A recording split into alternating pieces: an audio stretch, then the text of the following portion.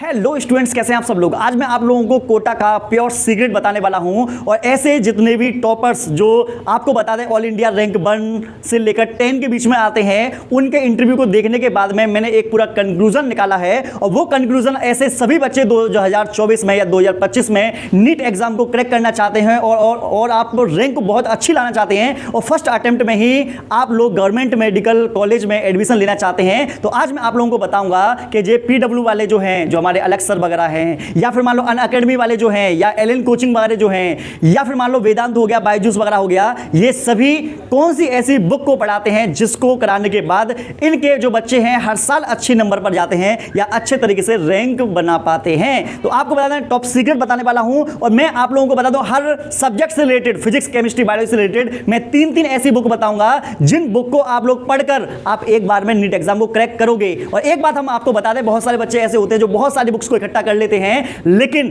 फिर भी NEET exam crack नहीं हो पाता। तो मैं आप लोगों को बता दूं, आपको बहुत सारा मटेरियल मतलब कि मटेरियल इकट्ठा नहीं करना, जो हमारे पास क्वालिटी का जो हमारे पास मटेरियल होगा, स्टडी मटेरियल होगा, उस क्वालिटी की चीज को पढ़कर हम एक बार में नीट एग्जाम को क्रैक करेंगे। और उसी हम बुक्स को एक बार नहीं, कम से कम उन्हीं बुक्स को 3 से लेकर 4 बार हम लोग पढ़ेंगे। आपको जैसा कि पता होगा कि अलग अलग 10 बुकों को पढ़ने से अच्छा है कि एक ही बुक को 10 बार पढ़ लिया जाए। ये किसी महान इंसान ने कहा था और जिसने कहा था बिल्कुल सही बात कही थी। तो आपको बता दें, मैं ऐसी 10 बुक बताने वाला हूं जो आप लोगों को नीट एग्जाम को क्रैक कराने वाली हैं, जिसमें कि सबसे पहले नंबर पर है बायोलॉजी की। अगर हम बात करें तो बायोलॉजी की 3 मोस्ट इंपोर्टेंट हमारे पास बुक रहेंगी, जिसमें सबसे पहले आपको जो ध्यान देना होगा वो ध्यान देना होगा आपको अपनी NCERT पर। और NCERT के साथ साथ अगर आप लोग कोचिंग में पढ़ते हैं तो कोचिंग के जो नोट्स हैं या कोचिंग के जो मॉड्यूल्स हैं उन पर आप लोगों को ध्यान देना होगा।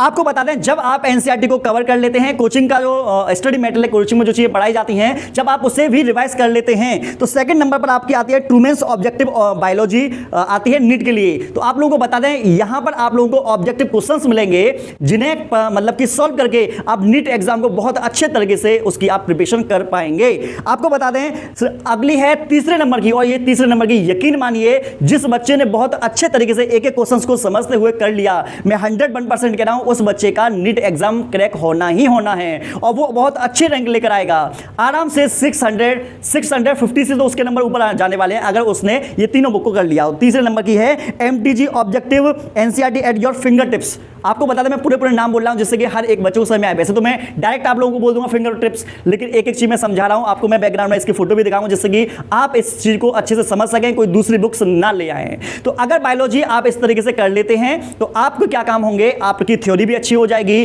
कोचिंग के जो कॉन्सेप्ट हैं वो भी आप लोग सीख पाओगे, चैप्टर वाइज क्वेश्चंस भी कर पाओगे और ऑब्जेक्टिव क्वेश्चंस जो हैं वो भी आप लोग आराम से कर पाओगे फिंगर टिप्स में। ठीक है, अब बात करते हैं हम नेक्स्ट नंबर पर बात करेंगे फिजिक्स की। देखो, बहुत सारे बच्चों को फिजिक्स जो है बहुत टफ लगती है और आप लोगों को बता दें, आज के समय की बात यही है कि जो बच्चा फिजिक्स में बहुत अच्छा होगा वही रैंक अच्छी लेकर आता है। क्योंकि बता दें, फिजिक्स में हर जो नीट वाले जो बच्चे होते हैं, हर बच्चे की फिजिक्स इतनी स्ट्रांग नहीं होती जितनी स्ट्रांग उनकी केमिस्ट्री या बायोलॉजी होती है। देखो, केमिस्ट्री बायोलॉजी को तो हर कोई कर लेता है, लेकिन फिजिक्स के क्वेश्चंस वहां पर सॉल्व नहीं हो पाते बच्चों पर। ये वाली बात हकीकत है। तो आपको क्या करना है, कॉन्सेप्ट ऑफ SC वर्मा, आपको पता है SC वर्मा फिजिक्स की आती है, बहुत अच्छी बुक है और मैं आपको बता दूं ये जीमेंस तक के जो क्वेश्चंस हैं वहां तक आप लोगों का दिमाग खोल देती है, तो ये कर लेना।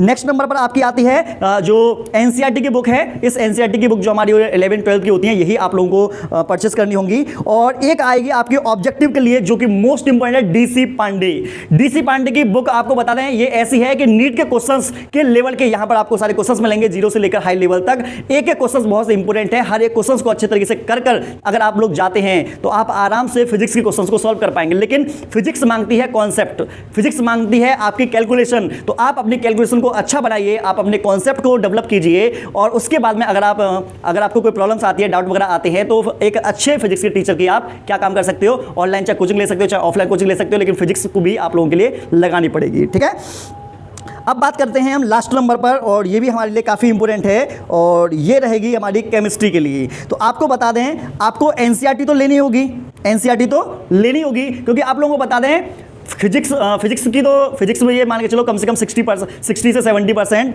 और केमिस्ट्री मान के चलो 80%, और बायोलॉजी का लगभग 90% जो पेपर होता है वो हमारा एनसीईआरटी से आता है। एक और आती है बुक आती है जिसे हम बोलते हैं ओपी टंडन की बुक आएगी। ओपी टंडन की बुक आएगी, केमिस्ट्री में बहुत अच्छी बुक्स मानी जाती है ये। अगर आप लोग इसको सॉल्व कर लोगे, आप यकीन मानो आराम से नीट एग्जाम को क्रैक कर ले जाओगे, और अच्छे अच्छे क्वेश्चन इसमें देखने को मिलेंगे, ऐसे क्वेश्चन देखने को मिलेंगे जो आपके नीट एग्जाम में डायरेक्टली पूछे जाते हैं। अगले नंबर पर elementary problems in organic chemistry, ठीक है, एम.एस. चौहान की आती है, और ये बुक जो है आपको बहुत ही मतलब कि हेल्प करेगी नीट एग्जाम को क्रैक करने के लिए। इसमें बहुत अच्छे कॉन्सेप्ट वगैरह आप लोगों को बताए जाएंगे। और नेक्स्ट नंबर पर बात करते हैं, ये तो आप लोगों की हो गई होंगी एनसीईआरटी को, ये 3 बुक हमारी हो गई।